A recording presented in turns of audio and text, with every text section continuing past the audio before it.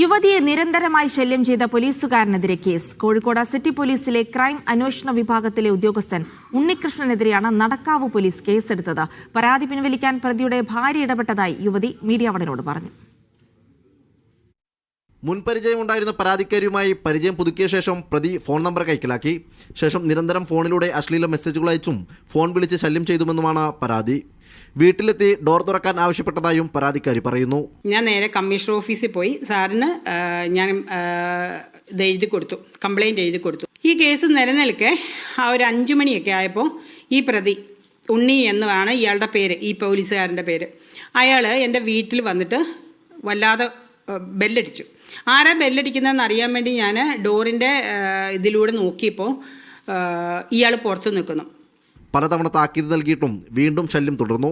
പിന്നാലെയാണ് നടക്കാവ് സ്റ്റേഷനിലെത്തി പരാതി നൽകിയത്. സ്ത്രീകളോട് അപമര്യാദയായി പെരുമാറുക, അസഭ്യം പറയുക തുടങ്ങിയ വകുപ്പുകൾ ചേർത്താണ് പോലീസ് കേസെടുത്തിരിക്കുന്നത്. മീഡിയ 1 കോഴിക്കോട്.